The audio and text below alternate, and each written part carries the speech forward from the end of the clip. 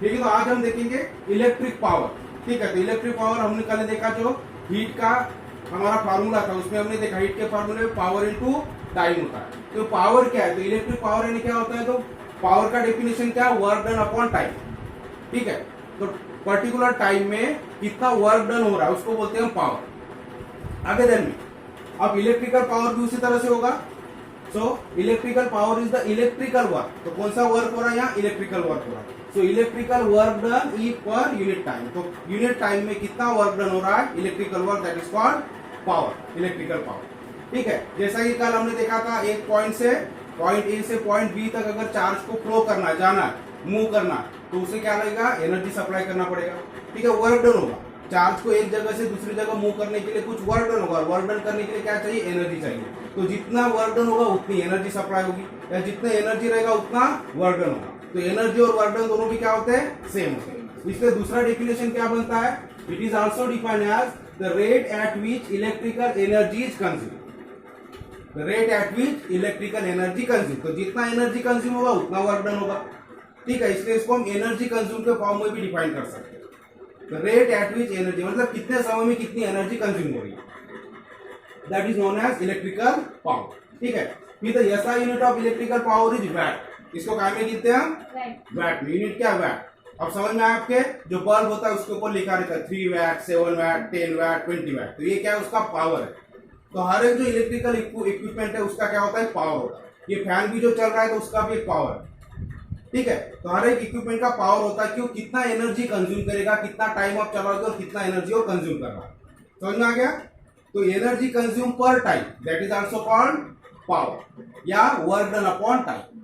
ठीक है, तो कितने समय के लिए आपने इक्विपमेंट चलाया तो कितना एनर्जी उसने कंज्यूम किया, that is also called power of the equipment, electrical power. अगर ध्यान में, तो पावर का कैलकुलेशन कैसे करेंगे, तो उसके लिए फार्मूला है, formula for calculating electric power. तो पावर यानी हमने देखा वर्क डन बाय टाइम होता है, तो W बाय टी उसको लिख सकते हैं। W यानी वर्क डन और T यानी स्मॉल टी यानी टाइम। समझ में आ रहा है। तो लेकिन हमने कल कैलकुलेशन किया, W यानी क्या, वर्क डन यानी कितना होता है, V इंटू क्यू के बराबर आया था हमारा। वर्क डन यानी V into Q, voltage into charge, कितना पोटेंशियल डिफरेंस है और कितना चार्ज हो रहा है। क्योंकि पोटेंशियल डिफरेंस यानी क्या होता है, वर्क डन अपॉन चार्ज होता है। पोटेंशियल डिफरेंस की हमने कल डेफिनेशन देखी है। तो पोटेंशियल डिफरेंस क्या होता है, it is the amount of work done in moving a positive charge from one point two another point. तो Q अगर चार्ज है तो Q चार्ज को एक पॉइंट से दूसरे पॉइंट तक मूव करने के लिए जितना वर्क डन होगा, that is called potential difference. तो पोटेंशियल डिफरेंस को हम रिप्रेजेंट करते हैं V से। तो V इज इक्वल टू हो जाएगा W बाय Q। और अब हमें अगर W की वैल्यू निकालना है तो क्या हो जाएगा, Q इसके साथ मल्टीप्लाई हो जाएगा। तो वर्क डन यानी क्या होगा, VQ। तो वर्क डन की जगह हम लिख लेंगे V इंटू क्यू। तो V यानी क्या है, पोटेंशियल डिफरेंस, और Q यानी क्या है, चार्ज फ्लोइंग। आगे देंगे, तो Q चार्ज को फ्लो करने के लिए जितना वोल्टेज लगाया गया, तो वर्क डन कितना हो जाएगा, वोल्टेज इंटू यानी पोटेंशियल डिफरेंस इंटू चार्ज, और T जैसा का वैसा। तो फार्मूला क्या तैयार हो गया, VQ बाय T। अब फिर से Q बाई टी को अलग कर दो, V अलग रहेगा। Q बाई टी यानी क्या होता है, कल हमने पढ़ा I का फॉर्मूला है। I मतलब करंट। करंट की डेफिनेशन क्या है, charge flowing per unit time. ठीक है, यूनिट टाइम में चार्ज कितना फ्लो हो रहा है, दैट इज कॉल्ड करंट। तो चार्ज को हम Q से रिप्रेजेंट करते हैं और टाइम को T से। तो यूनिट दिए गए टाइम में कितना चार्ज फ्लो हो रहा है, दैट इज कॉल्ड करंट। तो करंट का फॉर्मूला Q बाई टी। तो ये V into Q by T. तो Q बाई टी को अलग कर दो, तो Q बाई टी यानी क्या हो जाएगा, करंट I, और V जैसा का वैसा। तो फार्मूला क्या तैयार हो गया, P is equal to V into I। तो Q by T is equal to I हमने लिखा है। ठीक है, कहां से आया, I कहां से आ गया, तो Q by T is equal to I। ठीक है, तो ये हो गया पावर का फार्मूला। तो पावर इज इक्वल टू क्या हो जाएगा, पोटेंशियल डिफरेंस इंटू करंट। कितना पोटेंशियल डिफरेंस दिया है और कितना करंट फ्लो हो रहा है, तो ये हमें देगा पावर की वैल्यू, कितना पावर है उस इक्विपमेंट का। ठीक है, जो भी बल्ब है, जो भी। अब देखो, electric power is equal to, तो क्या हो गया, 10 electric power is equal to voltage into current. तो ये क्या होगा, वोल्टेज, और ये क्या होगा, करंट, या पोटेंशियल डिफरेंस इंटू करंट। आगे ध्यान, सो यूजिंग ओम्स लॉ, इसके ऊपर से और क्या बन सकता है, तो ओम्स लॉ क्या बोलता है, V is equal to I R. ये Ohm's law, V is equal to I R. इसके हिसाब से हम देखेंगे तो पहला फार्मूला वी आई है, अगर वी को रिप्लेस कर लेंगे तो वी की वैल्यू आई आर है, तो वी के जगह अगर हम आई आर कर देते हैं तो क्या हो जाएगा, आई आर इंटू आई हो जाएगा, ये आई जैसा का वैसा, वी के जगह ये वैल्यू रिप्लेस कर दिया हमने, क्योंकि वी आने होता है आई आर, तो ये क्या हो जाएगा I into I, I square R, तो हमें दूसरा फार्मूला मिल गया आई स्क्वायर आर। ठीक है, अब फिर से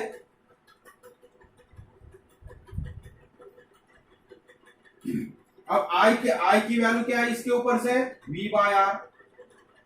ठीक है, v is equal to I R है, तो आई क्या होगा, ये आर इधर डिवाइड में चला जाएगा, तो v बाय आर, इसका हम स्क्वायर करेंगे तो क्या होगा, I square is equal to V square by R square. तो ये वैल्यू यहाँ पुट कर दो, ये यहाँ पुट कर दो ये फार्मूले में, तो ये क्या होगा, आई स्क्वायर के जगह लिखेंगे वी स्क्वायर बाय आर, तो V square by R, R square, और ऑलरेडी हमारे पास आर है इंटू आर, तो ये आर यहाँ कैंसिल हो जाएगा एक आर के साथ यहाँ, तो क्या बचेगा वी स्क्वायर बाय आर। तो नया और फार्मूला क्या तैयार हो गया, वी स्क्वायर बाय, सिर्फ रिप्लेस कर रहे हैं।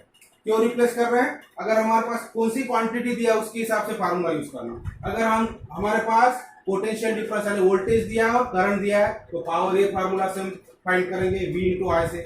अगर हमारे पास यहाँ देखो वी नहीं है, मतलब पोटेंशियल डिफरेंस आपको नहीं दिया गया प्रॉब्लम में, सिर्फ करंट और रेजिस्टेंस दिया गया। अगर एक बल्ब है, उसको करंट कितना सप्लाई किया वो आपको दिया है, और उसका रेजिस्टेंस कितना ये आपको दिया हुआ, और आपको पावर पूछा है, तो कौन सा फॉर्मूला यूज करेंगे हम, आई स्क्वायर आर, यहाँ वी की जरूरत नहीं है।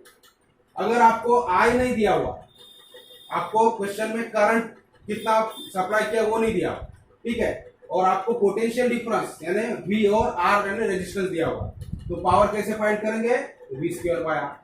तो आगे अलग अलग फार्मूला, 3 फार्मूला हमारे पास, तो कौन सी वैल्यू हमें दिया है उसके ऊपर से हम पावर फाइंड कर सकते हैं। तो power is equal to V I भी होता है, पावर इज इक्वल टू इसी के ऊपर से आई स्क्वायर आर भी होता है, power is equal to V square by R भी। तो ये हो गया पावर फाइंड करने का फार्मूला। अब यूनिट, अब ऑलरेडी हमने बोला है कि SI unit of electric power is watt, इसका एसआई यूनिट क्या है, वैट है। तो वैट कैसे आया, वैट यानी क्या, ये हम देखेंगे। ठीक है, तो ये नोट कर लो यहाँ तक आप, इलेक्ट्रिक पावर की डेफिनेशन, यूनिट और एक फार्मूला। तो ये मेन फार्मूला इलेक्ट्रिक पावर, 3 फार्मूले यहाँ। ठीक है, P इज इक्वल टू ये भी हो सकता है, ये भी हो सकता है, ये भी हो सकता है, डिपेंडिंग अपॉन कौन सी वैल्यूज हमारे पास अवेलेबल है। नोट कर लो।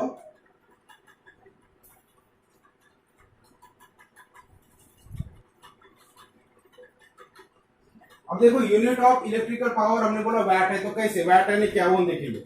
अब देखो पावर का फार्मूला क्या है, V इंटू आई। V यानी क्या होता है, वोल्टेज यानी वोल्ट, और आई करंट, करंट यानी एम्पियर, करंट किसे हम, ठीक है। सो पोटेंशियल डिफरेंस V होता है, तो V वोल्ट, ठीक है, इसका यूनिट क्या है वोल्ट, एम्पियर का यूनिट क्या है, सॉरी करंट का यूनिट क्या है एम्पियर। समझ में आ गया, तो यूनिट लिख लिया हमने। अब पावर का यूनिट क्या होगा वो हम कैलकुलेट कर रहे हैं। तो पावर का यूनिट कैलकुलेट करने के लिए जो फार्मूला में 2 क्वांटिटीज है उसके यूनिट हम लिख लेंगे। तो पोटेंशियल डिफरेंस का यूनिट है वोल्ट और करंट का यूनिट है एम्पियर। अब वोल्ट यानी क्या होता है, कल हमने देखा पोटेंशियल डिफरेंस यानी work done upon Q, charge. ठीक है, तो हमने देखा V is equal to W by Q. अब W यानी क्या होता है, वर्क डन। वर्क डन किस में होता है, जूल में। तो मान लो 1 जूल वर्क डन है, और Q यानी क्या होता है, चार्ज। चार्ज का यूनिट क्या है, कूलम। तो ये हो गया 1 J/C। ठीक है, तो इसलिए वोल्ट यानी क्या हो गया, 1 वोल्ट यानी क्या हो जाएगा, अगर यहाँ 1 हम कंसीडर करें, 1 वोल्ट इंटू 1 एम्पियर, तो 1 वोल्ट यानी 1 जूल पर 1 कूलम हो जाएगा। ठीक है, कल हमने पढ़ा इस तरह से। So work done upon charge flowing. So work done का यूनिट है जूल और चार्ज का यूनिट है कूलम। तो अगर 1 वोल्ट है इसका मतलब 1 जूल अपॉन 1 कूलम हो जाएगा। सिमिलरली एम्पियर, तो 1 एम्पियर करंट का फ्लो होता है जब 1 कूलम चार्ज 1 सेकंड में फ्लो होता है। किसी कंडक्टर के किसी क्रॉस सेक्शन एरिया से 1 सेकंड में, 1 सेकंड में अगर 1 कूलम चार्ज फ्लो हो रहा है, देन करंट इज 1 एम्पियर। तो 1 एम्पियर यानी क्या हो गया, 1 कूलम अपॉन 1 सेकंड। आगे देन अब यहां देखो, यहां 1 कूलम है, दोनों क्वांटिटी मल्टीप्लीकेशन में, तो ये 1 कूलम क्या हो जाएगा, डिवाइड हो जाएगा, तो कैंसर। अब क्या बच गया, 1 joule upon 1 second. So 1 joule upon 1 second, and this is known as 1 watt। तो इसी को क्या नाम है, वैट। तो वैट यानी क्या होता है, 1 जूल पर सेकंड। तो 1 सेकंड में, तो इसका मीनिंग क्या होगा, P is equal to power का यूनिट हो गया वैट। तो इसका मतलब क्या होगा, जब 1 सेकंड में 1 जूल इतना वर्क डन होगा किसी इक्विपमेंट से, तो उसका पावर कितना रहेगा, 1 वैट पावर होगा। आगे देखिए, 1 सेकंड में 1 जूल अगर वर्क डन होता है तो उस इक्विपमेंट का पावर क्या हो जाएगा, 1 वैट। ठीक है, अगर हम 1 वैट का बल्ब ले रहे तो इसका मतलब क्या हो गया, 1 सेकंड में कितना वर्क डन हो रहा है या कितना एनर्जी कंज्यूम कर रहा है, वो 1 जूल एनर्जी कंज्यूम कर रहा है। आगे दिन में, तो this is watt, the power of unit of power. Thus the unit of electrical power is watt.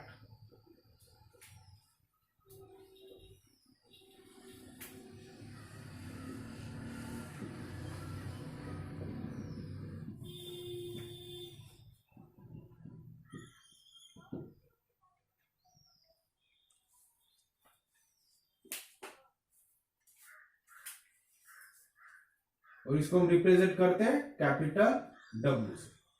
तो वैट को लिखते कैसे, कैपिटल W, वैट।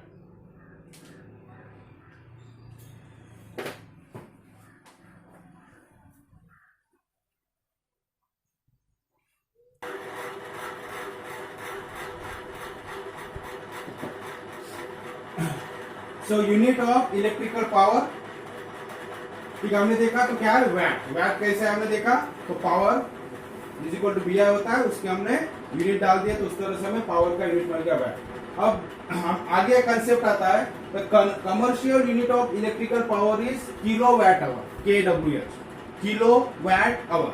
ठीक है, कॉमनली नोन एज यूनिट, इसको क्या बोलते हैं, यूनिट। तो हमारा जो इलेक्ट्रिकल कंजप्शन होता है, आपको जो इलेक्ट्रिक का बिल आता है उसमें क्या होता है, कितने यूनिट जले बोलते हैं। ठीक है, बिल किसके ऊपर बनता है, आपका इलेक्ट्रिकल बिल कंजप्शन का, कितने यूनिट जले। तो 1 यूनिट यानी कितना होता है, 1 किलो वैट आवर, यानी 1 यूनिट होता है। आगे दिन में, तो कमर्शियल यूनिट, कमर्शियल यूनिट का मतलब जो कमर्शियली हम यूज किया जाता है, तो किसमें मेजर करते हैं हम, किलो वैट आवर में। तो वैट हो गया पावर, समझ में आ गया, वैट हो गया किसी भी इक्विपमेंट का पावर, जो भी इलेक्ट्रिकल इक्विपमेंट है उसका पावर यानी वैट हो गया, कितना एनर्जी वो कंज्यूम करता है। लेकिन जो हम कैलकुलेशन के लिए यूज करते हैं, कमर्शियल जो यूनिट यूज करते हैं इलेक्ट्रिकल एनर्जी का, मतलब कितनी इलेक्ट्रिकल एनर्जी यूज हो रही है, तो उसे कहां कैलकुलेट करते हैं हम, कौन से यूनिट में कैलकुलेट करते हैं, किलो वैट आवर में। किलो यानी 1000, ठीक है, तो 1000 से मल्टीप्लाई करें, किलो वैट को 1000 से मल्टीप्लाई करेंगे तो क्या हो जाएगा, किलो वैट हो जाएगा। तो 1000 वैट इंटू आवर्स, एच यानी क्या होता है, आवर, मतलब 1 घंटा। तो 1 घंटे के लिए हम कैलकुलेट किया जाता है कि 1 घंटे में, 1 घंटे के लिए अगर जलाया जाए तो कितना वैट कंज्यूम होगा। आगे देखो उस हिसाब से, तो 1 किलो वैट आवर में, तो आवर के साथ उसको मल्टीप्लाई करते हैं, तो क्या हो जाएगा, वैट को मल्टीप्लाई करेंगे किलो करने के लिए 1000 से, और अब इसको सेकंड में कन्वर्ट करना, जो हमारा टाइम होता है, टाइम का यूनिट क्या है, सेकंड, और 1 आवर यानी कितने सेकंड हो जाएंगे, 3600 सेकंड। आगे देखिए, तो हम 1 किलोवाट आवर यानी कितना हो रहा है वो कैलकुलेट कर रहे हैं। तो 1 किलोवाट, किलो का मतलब होता है 1000 वैट, और आवर्स का मतलब होता है, उसको सेकंड में करेंगे तो 3600 सेकंड। अब इसका हम कैलकुलेशन करेंगे, तो 1000 इंटू 3600 यानी क्या हो जाएगा, अब इसको हम शॉर्ट में लिखते हैं, अगर इसको हम मल्टीप्लाई करेंगे तो ये क्या हो जाएगा, 3600 के आगे और 30 लग जाएंगे। ठीक है, तो उतना लंबा लिखने से अच्छा साइंस में क्या लिखा जाता है, जो वैल्यूज होती है उसको हम शॉर्ट करके लिखते हैं, पावर के फॉर्म में लिखते हैं। तो 3.6 इंटू 10⁻⁶, 6 का मतलब क्या हो गया, ये जो डेसिमल पॉइंट है और 6 प्लेस आगे जाएगा। आगे देंगे, अभी देखो इसको अगर मल्टीप्लाई करेंगे तो क्या होगा, 36 तो ऑलरेडी 2 जीरो है, 1000 से मल्टीप्लाई करेंगे तो कितने जीरो हो जाएंगे, 5, तो इतनी वैल्यू हो जाएगी, ये दोनों का मल्टीप्लीकेशन। लेकिन इतना बड़ा पढ़ने में भी दिक्कत होती है, तो साइंटिफिक लैंग्वेज में हम कैसे लिखते हैं, इसको शॉर्ट में लिखते हैं। शॉर्ट करते हो क्या करते हैं, तो डेसिमल पॉइंट इधर लगा देते हो, जितना पॉइंट पीछे आ गया उसको पावर में लगा देते, 10 का पावर। तो 1 2 3 4 5 6, कितना प्लेस पीछे आ गया, 6 प्लेस। तो इसको करेंगे हम 3.6 इंटू 10⁻⁶। आगे देंगे, तो शॉर्ट में लिखने का तरीका, ये 6 क्या इंप्लाई करता है, ये जो डेसिमल पॉइंट है ये और 6 प्लेस आगे जाएगा, मतलब वैल्यू इस तरह से बन जाएगी, यहां बढ़ेगा। तो इस वैल्यू को इस तरह से रिप्रेजेंट किया होगा। तो कितना होगा 1 किलोवाट आवर का मतलब कितना होगा 3.6 इंटू 10⁻⁶ वैट सेकंड। तो वैट इंटू सेकंड है वैट सेकंड, ठीक है। सो 1 किलोवाट आवर इतना वैट सेकंड होता है और उसको हम जूल में अगर कन्वर्ट करेंगे, वैट सेकंड है ना जूल, तो कितना जूल होगा तो 3.6 इंटू 10⁻⁶ जूल है ना, इतना एनर्जी कंज्यूम। समझ में आ गया? तो 1 किलोवाट आवर है ना 3.6 इंटू 10⁻⁶ इतना जूल, इतना एनर्जी होगा। तो लिख लो ये unit of electric power of, ये जो कुछ कंसेप्ट है, ठीक है, 1 मार्क के लिए अगर पूछा जा सकता है आपको। तो हमेशा ध्यान में रखना है जो कमर्शियल यूनिट है एनर्जी का, इलेक्ट्रिकल एनर्जी का, वो किलोवाट आवर है, ठीक है। और किलोवाट आवर में रिलेशन दिया है, तो 1 kilowatt hour is equal to 3.6 into 10⁻⁶ watt second, या 1 kilowatt hour is equal to 3.6 into 10⁻⁶ joule होगा। तो 1 यूनिट और जूल में क्या रिलेशन है वो दिया है। ये 1 किलोवाट आवर है ना 1 यूनिट होता है, ध्यान में रखना, ठीक है। हमारा जो बिल आता है तो 1 यूनिट जला है ना 1 किलोवाट आवर जला है, आप ध्यान में रखना।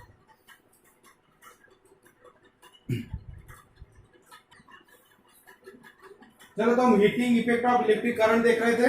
तो उसमें हीटिंग इफेक्ट क्या होता है हमने देखा, हीटिंग इफेक्ट हीट कितना जनरेट होता है उसका फार्मूला क्या होता है, वो कैसे कैलकुलेट करना ये भी हमने देखा। अभी कुछ application of heating effect of electric, मतलब कहाँ यूज होता है ये हीटिंग इफेक्ट का यूज हम करते तो कहाँ, ठीक है, उसको बोलते हैं हम एप्लीकेशन। तो कहाँ यूज होता है, देखो हमारे डेली लाइफ में बहुत सारे ऐसे इक्विपमेंट्स है जो हम घर में यूज करते हैं जो कि heating effect of electric current के ऊपर डिपेंड है या उसके ऊपर काम करते हैं। So the heating effect of electric current has many useful applications. The most common examples of water boiler, ठीक है, वाटर बॉयलर देखा है, वाटर को उबालने के लिए मशीन आती है, ठीक है, आजकल टी मेकर वगैरह भी आता है सब, ठीक है। तो वाटर बॉयलर हो गया। इलेक्ट्रिक कुकर, इलेक्ट्रिक शेगड़ी बोलते हैं आप, ठीक है, ये देखो आपके बुक में दिया हुआ इलेक्ट्रिक कुकर।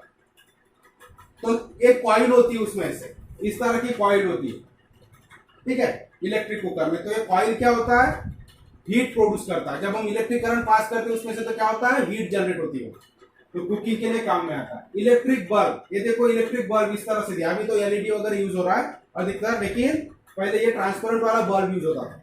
तो ये जो इलेक्ट्रिक बल्ब है इसमें आप फिलामेंट होता था। अब आपके घर में अगर होगा तो देख सकते हैं आप, उसमें एकदम थीन वायर होता है ऐसे कॉइल वाला, ठीक है, ये दो पॉइंट के बीच में जुड़ा होगा, दिख रहा है।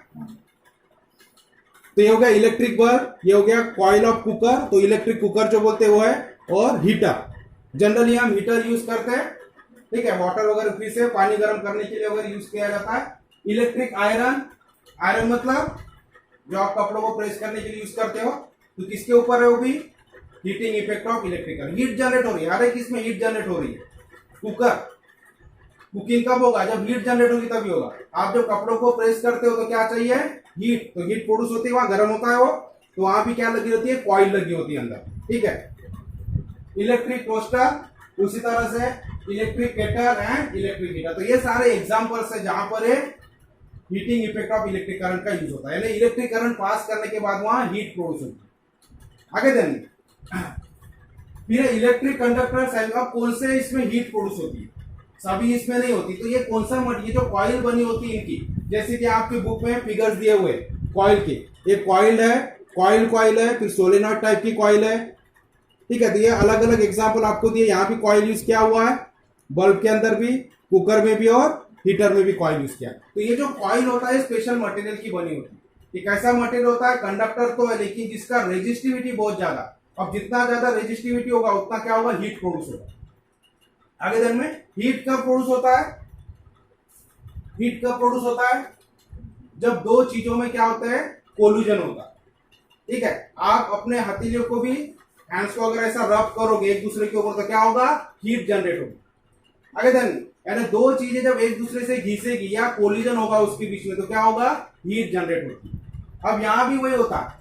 तो electrical conductor having higher resistivity are used in such equipments. For example coil made up of an alloy of nichrome is used in the electric heater or cooker as a resistor। तो जो coil बनी होती है, काय की बनी होती है, नाइक्रोम वायर की बनी होती है, alloy की।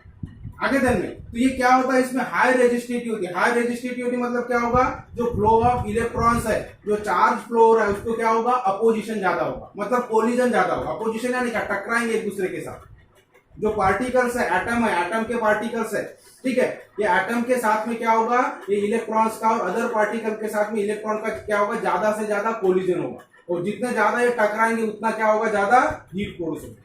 अगर सीधा सीधा फ्लो हो रहा है, इलेक्ट्रॉन को फ्लो होने में कोई दिक्कत नहीं जा रही है, तो हीट प्रोड्यूस होगी क्या, नहीं होगी, वो अच्छे कंडक्टर हो जाएंगे, गुड कंडक्टर। तो गुड कंडक्टर में रेजिस्टेंस कम होता है, जिसकी वजह से फ्लो ऑफ करंट या फ्लो ऑफ इलेक्ट्रॉन्स क्या होता है, इजी हो जाता है। और जब चार्ज के फ्लो को, इलेक्ट्रॉन के फ्लो को जब उसके बीच में वो दूसरे कुछ पार्टिकल्स आ जाते हैं, ठीक है, एटम के और भी पार्टिकल्स होते हैं, तो अदर एटम्स और उसके बीच में जितना ज्यादा कोलिजन होगा उतनी ज्यादा हीट प्रोड्यूस होगी। तो जितना रेजिस्टेंस जितना ज्यादा होगा उतना कोलिजन ज्यादा होगा, क्योंकि इलेक्ट्रॉन्स को जाने के लिए सीधा सीधा रास्ता नहीं मिलेगा आगे देन में। तो पार्टिकल्स के बीच में कोलिजन बढ़ेगा, टकराएंगे एक दूसरे से, और टकराव की वजह से क्या होगा, ज्यादा से ज्यादा हीट प्रोड्यूस होगी। इसलिए मटेरियल कैसा होना चाहिए, ज्यादा हीट प्रोड्यूस करने के लिए हायर रेजिस्टिविटी वाला होना चाहिए। तो एग्जांपल उसका ये निक्रोम वायर का। आगे देन में तो मैक्सिमम जो कॉइल बनी होती है, ये हीटर की, कुकर की, जो भी इलेक्ट्रिक आयरन है, इनमें सब क्या होता है, ये हाई रेजिस्टिविटी वाला, ठीक है, कंडक्टर यूज किया जाता है, जैसे कि निक्रोम। फिर जो इलेक्ट्रिक बल्ब होता है उसमें कौन सा, वो जो वायर यूज करते हैं हम, वो कौन सा होता है, टंगस्टन का बना होता है। क्यों टंगस्टन का बना होता है, क्योंकि टंगस्टन का मेल्टिंग पॉइंट बहुत हाई है, मतलब बहुत हाई टेम्परेचर पे मेल्ट होता है, बहुत गर्म होने पर भी ये मेल्ट नहीं होता। आगे देंगे बहुत हाई, अगर जल्दी मेल्ट हो जाएगा तो क्या होगा, टूट जाएगा, तो उससे लाइट इमिट नहीं होगा। कोई भी चीज जब जलती है तो जलने के बाद में हीट प्रोड्यूस होते है, वहां लाइट भी प्रोड्यूस होता है।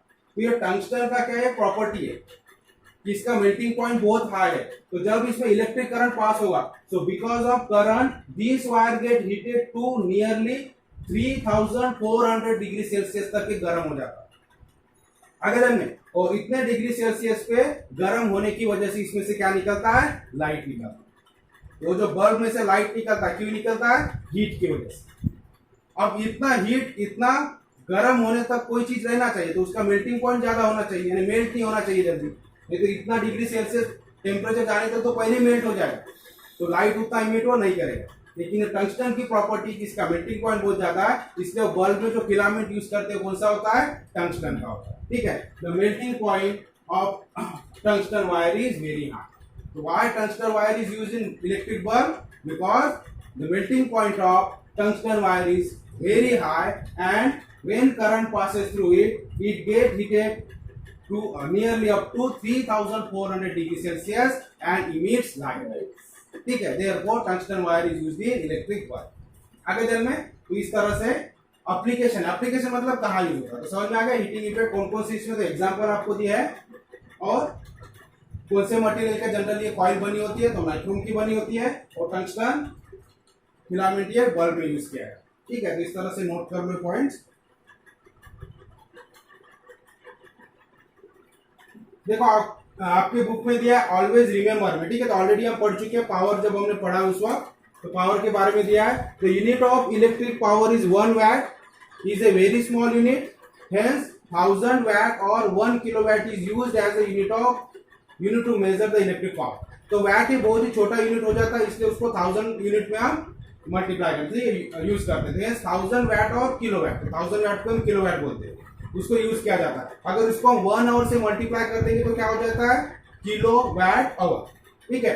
तो वही यहाँ दिया है, in practice if 1 kilowatt power is use for 1 hour it will mean 1 kilowatt into 1 hour of electric energy is use, ठीक है। तो उसका कैलकुलेशन भी हमने देख लिया। अब देखो नेक्स्ट टॉपिक क्या दिया आपकी इसमें, तो सेवरल टाइम्स यू हियर और read about a building catching fire due to short circuit. तो बहुत बार हमने सुना है कि शॉर्ट सर्किट से दुकान में आग लग गई या किसी बिल्डिंग में आग लग गई, ठीक है। तो सेवरल टाइम्स यू हियर और read about the building catches fire due to short circuit. अभी शॉर्ट सर्किट क्या हुआ हम देखेंगे, ठीक है। तो वर्ड्स आपने सुना है शॉर्ट सर्किट हुआ करके, अभी कैसे होता। So sometimes if we switch on an equipment in our house the electrical fuse wire melts and the electric supply shut down। कभी कभी क्या होता है, जब हम घर में कोई स्विच ऑन करते हैं तो अचानक हमारे घर का फ्यूज उड़ जाता है, बोलते लाइट चले जाती है। तो लाइट कहाँ से जाती है, जो मेन सप्लाई जहां से होता है वहां से हम बोलते हैं कि फ्यूज चला गया। आगे जाएंगे तो ये क्या होता है, क्यों ऐसे होता है हम देखेंगे।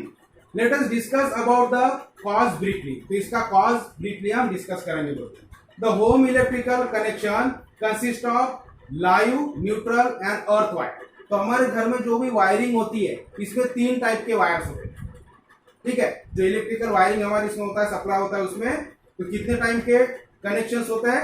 कनेक्शन में 3 टाइप के वायर होते हैं। एक होता है लाइव वायर, एक होता है न्यूट्रल वायर और एक होता है अर्थिंग का वायर। आगे ध्यान में, the live and the neutral wires have potential difference of 220 volt. जो अर्थिंग का एक हो गया तो अर्थ से कनेक्टेड हो गया, अलग होता है। और जो न्यूट्रल और लाइव वायर होते हैं, तो न्यूट्रल और लाइव वायर में जो पोटेंशियल डिफरेंस होता है वो कितना होता है? 220 वोल्ट का। यानी जो हमारे घर में जो बिजली यूज हो रही है कितने वोल्ट के ऊपर यूज हो रही है? 220 वोल्ट के ऊपर। तो दोनों में डिफरेंस है, difference between neutral and live wire के बीच पोटेंशियल डिफरेंस होने की, ठीक है। The earth is connected to ground, और जो अर्थिंग वाला वायर होता है वो कहाँ होता है? अर्थ में, ग्राउंड में गया होता है, ठीक है। तो हमारे जितने भी वायर्स होते हैं पूरे, तो वायर में एक कंटिन्यूस वायर होता है जो अर्थिंग का होता है, हर एक बोर्ड में वहां का। अगर ध्यान में, तो वो कहाँ कनेक्ट होता है? अर्थ के साथ कनेक्ट होता है, नीचे जमीन में उसको लगाया जाता है। और बाकी जो 2 वायर्स होते हैं तो वो मेन करंट कैरी करने का काम करते हैं। Due to the fault in the equipment और if the plastic coating on the live and neutral wire gives away, the 2 wires come in contact with each other and a large current flows through it producing heat. अब जब भी ये 2 wire, neutral और live wire, अगर एक दूसरे के contact में आ जाते हैं तो हमेशा इनके ऊपर क्या रहती है? कोटिंग होती है, ठीक है। कभी खुले नहीं होते, नेकेड नहीं होते। आगे तो इसके ऊपर इंसुलेटेड कोटिंग होती है हमेशा वायर के ऊपर। अगर मान लो किसी वजह से कोटिंग निकल गई, ठीक है, ब्रेक हो गई या किसी वजह से कोटिंग निकल गई और ये लाइव और न्यूट्रल वायर दोनों एक दूसरे के साथ टच में हो गए, कांटेक्ट में आ गए, तो उस वक्त क्या होता है? रेजिस्टेंस जो होता है सर्किट का एकदम लो हो जाता है और high amount of current flow होने लगता है। आगे दिन में, तो जब भी ये न्यूट्रल और लाइव वायर एक दूसरे के कांटेक्ट में आ जाते तब ये शॉर्ट सर्किटिंग होता है। और शॉर्ट सर्किटिंग में होता क्या है? तो रेजिस्टेंस उसका डाउन हो जाता है। जितना कम रेजिस्टेंस होगा उतना क्या ज्यादा करंट का फ्लो बढ़ जाएगा, और जितना ज्यादा करंट का फ्लो होगा उतना क्या होगा? और से बहुत ज्यादा हीट प्रोड्यूस हो जाएगा। आगे देन, और हीट प्रोड्यूस हो जाएगी, एकदम टेम्परेचर बढ़ जाएगा और जिसकी वजह से क्या हो जाएगा? वायरिंग फायर कैच करने, ठीक है, आग लग जाएगी। So large current flows through it producing heat. If any inflammable material such as wood, cloth, plastic, etc. exist around that place, it can catch fire. Therefore, a fuse wire is used as a precautionary measure. We have learned about fuse wire in the previous standard. As soon as high current flows in a circuit, the fuse wire melts and breaks the circuit, and any mishap is avoided. तो समझ में आ गया किस तरह से होता है short circuiting. तो जब भी ये लाइव है, 3 टाइप के वायर्स होते हैं हमारे इलेक्ट्रिक कनेक्शन में। एक होता है लाइव वायर, एक होता है न्यूट्रल वायर, एक होता है अर्थिंग का वायर, ठीक है। अब आप देखो आपके पीछे जो स्विच लगा तो जो सॉकेट होता है उसमें ऊपर का जो होल होता है वो बड़ा होता है इस तरह से। अगर ये सॉकेट है तो यहाँ एक इस तरह से बड़ा होल होता है, फिर ये छोटा होता है और ये 2 छोटे होते हैं। जब वो सॉकेट लगाते हैं तो ये क्या होता है? एक लाइव होता है, एक न्यूट्रल होता है, और ये जो बड़ा होता है होल होता है वो क्या होता है? अर्थिंग का होता है। आगे देंगे तो मेन करंट ये दोनों में होता है, इससे फ्लो होता है। ये दोनों के बीच में पोटेंशियल डिफरेंस लगा हुआ है 220 वोल्ट का। आगे देंगे तो अगर ये वायर मान लो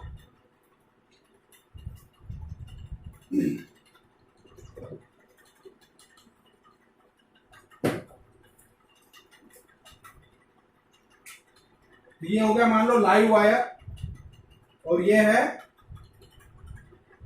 न्यूट्रल वायर, ठीक है। अलग अलग कलर के होते हैं आपके इसमें भी, जनरली रेड और ब्लैक जो होते हो, तो रेड जनरली लाइव वायर होता है, ब्लैक न्यूट्रल होता है, और जो ग्रीन कलर का होता है वो अर्थिंग का वायर जनरली, ठीक है।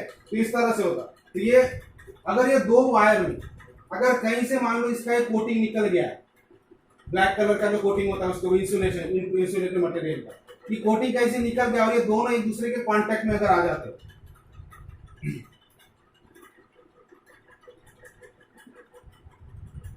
तो इस तरह से अगर कांटेक्ट में आ गए एक दूसरे के साथ यहाँ, तो क्या होगा? यहाँ शॉर्ट सर्किटिंग होगा, ठीक है। तो जब भी कांटेक्ट में आ जाएंगे तो सडनली क्या हो जाएगा? रेजिस्टेंस पूरा सर्किट में, पूरा जो सर्किट है इसका रेजिस्टेंस क्या हो जाएगा? एकदम से कम हो जाएगा, large amount of current flow होना चालू हो जाएगा और इसके वजह से बहुत ज्यादा हीट प्रोड्यूस हो जाएगी, उससे क्या हो जाएगा, ये आग लग जाएगा। इसी को क्या बोलते हैं हम, शॉर्ट सर्किट बोलते हैं। वहां से फायर निकलेगा, चिंगारियां निकलती है वहां से, इतना ज्यादा हीट हो जाता है, इतनी ज्यादा क्या होता है, हीट प्रोड्यूस होती है, तो इसी को बोलते हैं हम शॉर्ट सर्किट। तो इसको हम डिफाइन कर लेंगे, शॉर्ट सर्किटिंग यानी क्या होता है, तो समझ में आ गया। तो if A live wire and a neutral wire come in direct contact और टच ईच अदर, एक तो डायरेक्ट कांटेक्ट में आ गए या एक दूसरे के साथ टच हो गए ड्यू टू एनी रीजन, कोई भी रीजन हो सकता है, ठीक है, शॉर्ट सर्किटिंग टेक्स प्लेस, तो शॉर्ट सर्किटिंग होता है। तो समझ में आ गया, शॉर्ट सर्किटिंग कब होता है, जब भी लाइव वायर और न्यूट्रल वायर एक दूसरे के कांटेक्ट में आ जाते हैं या टच होते हैं एक दूसरे से, तब शॉर्ट सर्किटिंग होता है। अब शॉर्ट सर्किटिंग में होता क्या, so during a short circuit the resistance of the circuit becomes very small, the resistance becomes very small and the huge amount of current flow through it, और पूरे circuit से huge amount large amount of current flow होता है। This produces large amount of heat and raises the temperature. As a result, the circuit catches fire. तो large amount of heat produce होती है, बहुत ज्यादा टेम्परेचर बढ़ जाता है और सर्किट में आग लग जाती है। और उसके पास अगर कोई जलने वाली चीज है, वुड का मटेरियल है, क्लॉथ्स है या प्लास्टिक का कुछ मटेरियल है, तो एकदम से आग लग जाए। इसलिए बिल्डिंग में आग लगना, कोई स्टोर में आग लगना, दुकान में आग लगना सुस्त है, ठीक है। तो शॉर्ट सर्किट से वहां से चिंगारी निकलती है और पास में कुछ अगर चीज है इस तरह से जलने वाली तो आग पकड़ लेगी। अब इससे बचने के लिए क्या होता है, तो हमेशा हमारे घर में क्या होता है, जो मेन सप्लाई होता है वहां पर क्या लगा होता है, एक फ्यूज लगा होता है। वो फ्यूज में क्या होता है, वायर होता है, और ये वायर का मेल्टिंग पॉइंट बहुत कम होता है, लो होता है। हमने देखा टंगस्टन बल्ब में मेल्टिंग पॉइंट बहुत हाई होता है, क्योंकि उसको बहुत गर्म होना है लाइट इमिट करने के लिए, जल्दी मेल्ट नहीं होना चाहिए। लेकिन यहाँ क्या होता है, ये जो फ्यूज वायर यूज करते हैं इसका मेल्टिंग पॉइंट बहुत ज्यादा लो होता है, जिसकी वजह से क्या होता है, थोड़ा भी गर्म हो गया, लिमिट से ज्यादा करंट अगर फ्लो हो रहा है, एक लिमिट के ऊपर जब करंट फ्लो हो रहा है तो ऑटोमेटिकली क्या हो गया, फ्यूज वायर क्या हो जाता है, मेल्ट होके ब्रेक हो जाता है, टूट जाता है। अब वो फ्यूज वायर अगर टूट जाएगा तो पूरा सर्किट में जो करंट का सप्लाई वो क्या हो जाएगा, टूट जाएगा, ब्रेक हो जाएगा और हमारा सेफ हो जाएगा। आगे चलने करंट फ्लो ही बंद हो जाएगा पूरा, तो आगे होने वाले जो दुर्घटना है वो बच जाएगी, शॉर्ट सर्किट से बच जाता है। जैसे ही शॉर्ट सर्किट हुआ वैसे ही मेल्ट हो जाता है, अगर हुआ भी। आगे चलने, इसलिए कभी कभी स्टार्टिंग में बोला है कि हम स्विच ऑन करते हैं कभी कभी तो अचानक से फ्यूज उड़ जाता है, हमारे घर की लाइट बंद हो जाती है, पावर सप्लाई बंद हो जाता है। क्यों होता है, ये फ्यूज वायर की वजह से। So therefore, a fuse wire is used as a precautionary measure. तो precautionary measure in short circuit से होने वाले डैमेज से बचने के लिए। High current flows in a circuit, जैसे ही कभी हाई करंट फ्लो होना चालू हो जाता है सर्किट से, the fuse wire melts and breaks the circuit. तो फ्यूज वायर मेल्ट हो जाता है, सर्किट को ब्रेक कर देता है, तोड़ देता है, यानी करंट सप्लाई पूरा घर में बंद हो जाएगा, तो कोई भी मिसहैप यानी दुर्घटना होने से बच जाए। तो फ्यूज वायर ऑलरेडी हम पढ़ चुके हैं, फ्यूज वायर के बारे में 9th क्लास में, ठीक है। तो फ्यूज वायर का इंपॉर्टेंस, इसलिए फ्यूज वायर होता है हमारे सर्किट में जो मेन सप्लाई जहां से होता है। तो लिख लो आप शॉर्ट सर्किटिंग के बारे में, और फ्यूज वायर किस तरह से यूज होगा।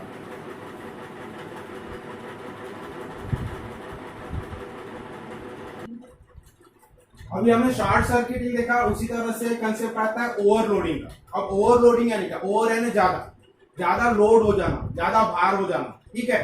सो overloading means the flow of large amount of current in the circuit beyond the permissible value of current. तो जो भी सर्किट होता है, मान लो हमारे घर में जो भी जितने इक्विपमेंट से जिस तरह से सर्किट लगा हुआ है, जो सप्लाई हमारे घर में है, तो एक परमिसिबल वैल्यू होती है कि उतना करंट उसमें फ्लो हो सकता है। उससे ज्यादा अगर वैल्यू हो जाती है, लार्ज अमाउंट ऑफ करंट अगर फ्लो होने लगता है, तो क्या हो जाएगा, फिर से डैमेज होने की पॉसिबिलिटी रहेगी। तो इसे बोलते हैं ओवरलोडिंग। ओवर का मतलब ज्यादा हो जाना। आगे चलने, जो क्षमता है, क्षमता से ज्यादा, जो कैपेसिटी है उससे ज्यादा करंट का फ्लो होना, उसे क्या बोलेंगे हम, ओवरलोड। अब ओवरलोडिंग से क्या क्या हो सकता है, कोई अपना इक्विपमेंट खराब हो सकता है, एकदम ज्यादा करंट सप्लाई होना चालू हो जाएगा। तो जो इक्विपमेंट को कम करंट चाहिए उसमें भी ओवर ज्यादा का करंट सप्लाई हो जाए तो क्या होगा, वो जल जाएगा, ठीक है, दैट कैचेस फायर। उसके कुछ इक्विपमेंट, कुछ पार्ट खराब हो सकते हैं, यानी डैमेज हो सकता है, या फिर से शॉर्ट सर्किटिंग जैसे प्रॉब्लम उसमें क्रिएट हो सकते हैं ओवरलोडिंग की वजह से। सो ये मेन अब कब होता है, क्यों ओवरलोडिंग होता है। अब यहाँ कोई वायर टच नहीं हो रहा, वायर टच होने से जो हाई करंट फ्लो होता है, लार्ज अमाउंट ऑफ करंट होता है, टेम्परेचर बढ़ता है, आग लगती है, फायर लगता है, उसे क्या बोलते हैं हम, शॉर्ट सर्किटिंग। अब इसमें क्या होता है, अगर एक साथ if many electrical appliances of high power, ज्यादा पावर वाले अगर हमारे घर में इलेक्ट्रिकल अप्लायंस और सारे के सारे में एक साथ जला देते, आगे ध्यान में, such as geyser, heater, motor, oven are switch on simultaneously. Simultaneous का मतलब क्या होता है, एक साथ। अब आपके घर में पानी की मोटर लगी हुई है, आपके घर में फ्रिज चल रहा है, आपके घर में आपने वॉशिंग मशीन भी ऑन कर दिया, फिर इधर गीजर भी चालू कर दिया, ठीक है, इधर आप आयरन कपड़ों को प्रेस भी लगाना चालू कर दिया, ठीक है, खाना पकाना है तो ओवन भी चालू। ये सारे हाई पावर वाले इक्विपमेंट अगर आप एक साथ चालू कर दोगे तो क्या हो जाएगा, ये जो हाई पावर वाले इक्विपमेंट ये लार्ज अमाउंट ऑफ क्या करते हैं, इनको करंट चाहिए। अब सभी को करंट चाहिए तो क्या हो जाएगा, पूरे सर्किट में क्या हो जाएगा, large amount of current flow होना चालू हो जाएगा। आगे जानिए, तो इसे बोलते हैं ओवरलोड। अब ये ओवरलोडिंग की वजह से क्या होता है, अब ये हो गया है कि हमारे घर का एग्जाम्पल, ठीक है, तो इसमें हमारे इक्विपमेंट खराब हो सकते हैं, या इसके वजह से क्या होगा, ओवरलोडिंग की वजह से जो वायरिंग का कोटिंग है वो डैमेज हो जाएगा और उसके वजह से मेल्ट हो जाएगा कोटिंग, और उसके वजह से फिर शॉर्ट सर्किटिंग हो सकता है और फिर डैमेज हो सकता है।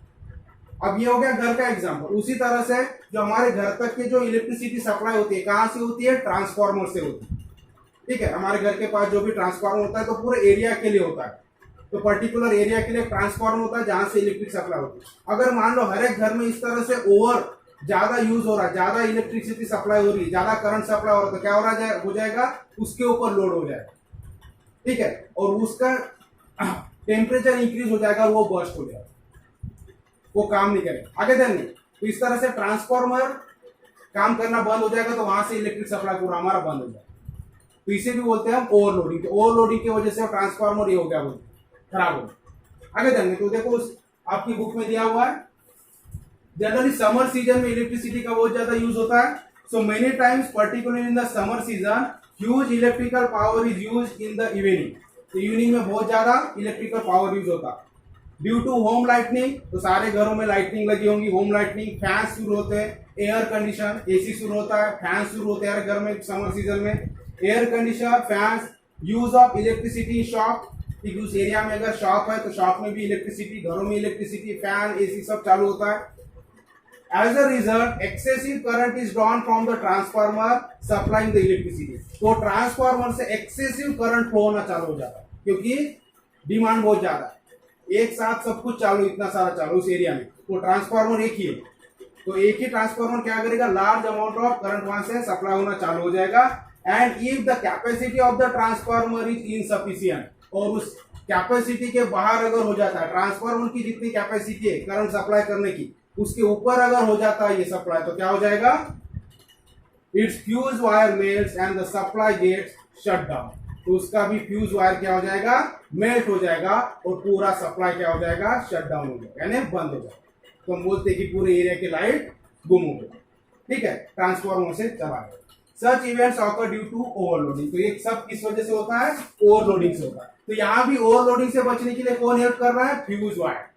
तो चाहे हमारे घर की बात हो, चाहे पूरे एरिया की बात हो, ट्रांसफार्मर की बात हो, तो क्या होगा, जैसी large amount of current flow होना चालू हो जाएगा, कैपेसिटी के बाहर हो जाएगा ट्रांसफार्मर के ऊपर, उसमें तो जो वहां का फ्यूज है वो फ्यूज वायर मेल्ट हो जाएगा, पूरा सप्लाई बंद हो जाएगा, तो कोई भी मिसअप होने से बच जाएगा। उसी तरह से हमारे घर में अगर ओवरलोडिंग होता है, एक ही साथ अगर इतने सारे इक्विपमेंट हम कर रहे हैं, तो क्या होगा, फिर से फ्यूज वायर क्या हो जाएगा, मेल्ट हो जाएगा, क्योंकि टेम्परेचर बढ़ जाएगा, large amount of current flow होगा तो, और फ्यूज वायर मेल्ट होकर ड्रॉप, ठीक है, ब्रेक कर देगा सर्किट और मिसअप से हम बच जाएंगे। आगे देंगे तो दोनों भी कंसेप्ट समझ में आ गए, शॉर्ट सर्किटिंग और ओवरलोडिंग। फर्क क्या है, शॉर्ट सर्किटिंग में न्यूट्रल वायर और लाइव वायर एक दूसरे के साथ कांटेक्ट में आ जाते हैं या टच हो जाते हैं, जिससे वजह से large amount of current flow, तो ये क्या शॉर्ट सर्किटिंग। ओवरलोडिंग में क्या होता है, एक साथ बहुत ज्यादा हाई पावर वाले इक्विपमेंट चलाने से बहुत ज्यादा करंट सप्लाई हो जाता है, ठीक है, तो जो परमिशिबल वैल्यू यानी वो सर्किट में से जितना करंट फ्लो होना चाहिए उससे बहुत ज्यादा करंट फ्लो होने लगता है, जिसे हम क्या बोलते हैं, ओवरलोडिंग।